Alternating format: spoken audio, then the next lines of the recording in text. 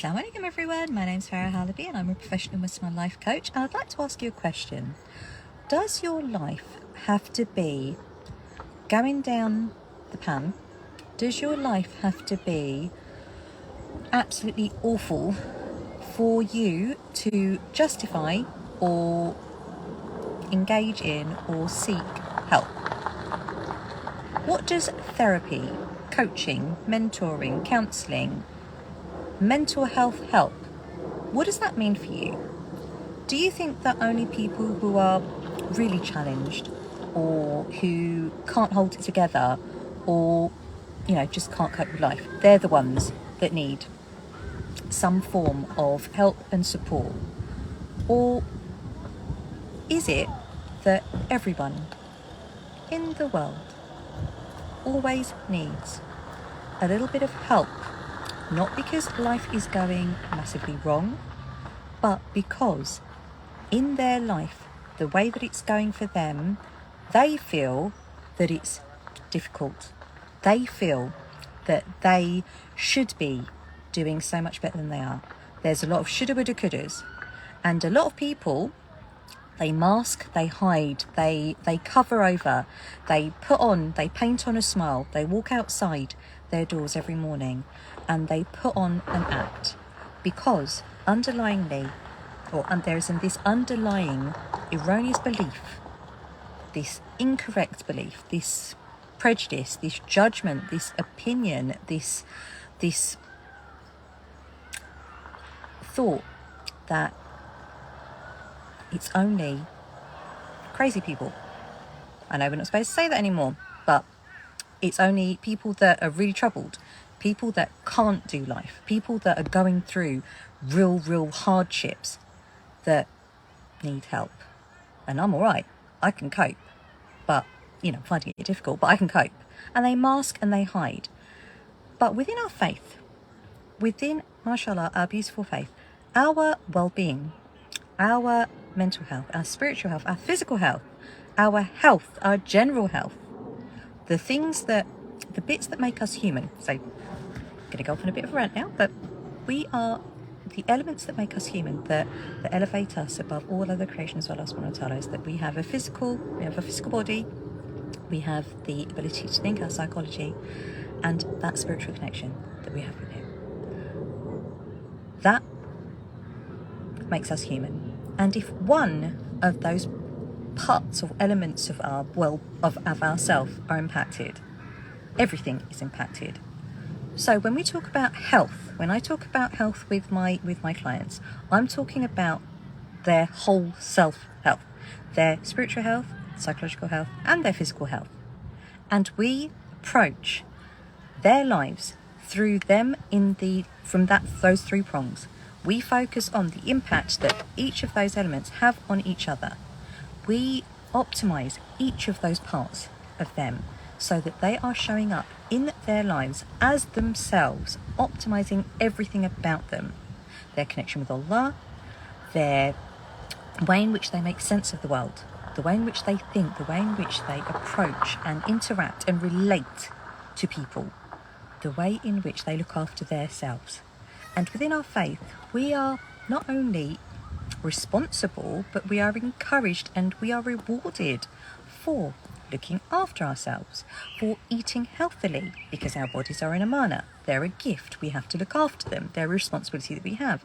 But just like our bodies, that bit that makes us human, is an amana, a gift, a responsibility that we need to look after, so is our spiritual part and our psychological part, our mental health, our spiritual health, and our physical health. We are rewarded, encouraged, and told how to do that looking after of ourselves, that nurturing, that nourishing. So it's not just for people who are going through challenges. It is not for those people that can't cope in life. The responsibility to look after you, to nourish you, to optimize you, because you are here for a purpose. You're here you've got a job to do. You're here to worship Allah. And the greatest mercy that He's bestowed upon us is that He's given us so many ways in which we can do that.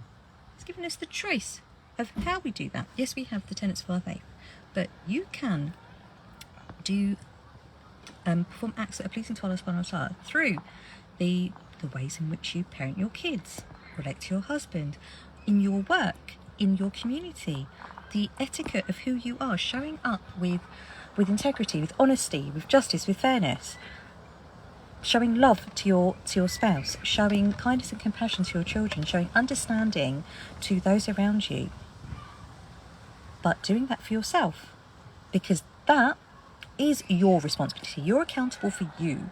You're responsible for you. So looking after yourself, really looking after yourself, not just coping, not just masking, not just getting by, but thriving, optimising all of the gifts that Allah subhanahu wa ta'ala has given you. That's for everyone.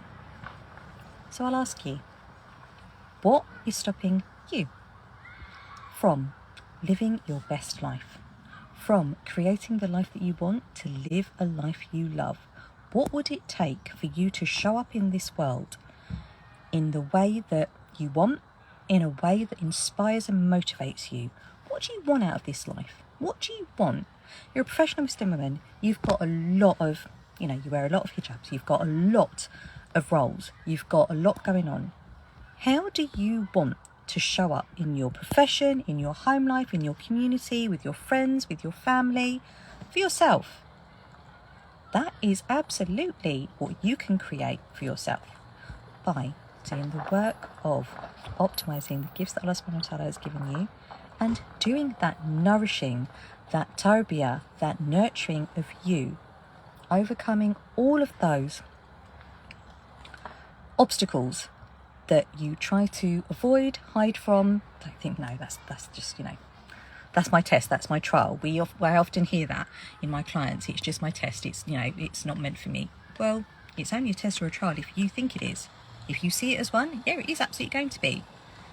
By working through how our understanding of life is, by helping my clients understand how they work, how they think, how they have created their beliefs, how they have created their experience, they can intentionally, purposefully and optimally create the way that they want to show up, the way that they want to be in this world, and live not just lives that they're just coasting on in, but lives that they are loving, enjoying, and are filled with inspiration and motivation to worship Allah subhanahu wa ta'ala.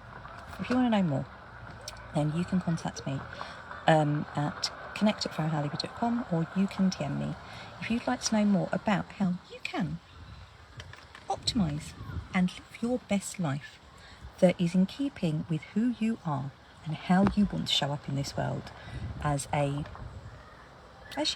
creation of Allah. What wouldn't you love about that? I'll leave you to ponder about that, or leave you to ponder on that. Is it ponder about or ponder on? Not too sure, but I'll leave you to ponder. And inshallah, I pray that you are safe, well, happy and healthy, and I look forward to connecting with you very soon. But for now, take care. Assalamu alaikum.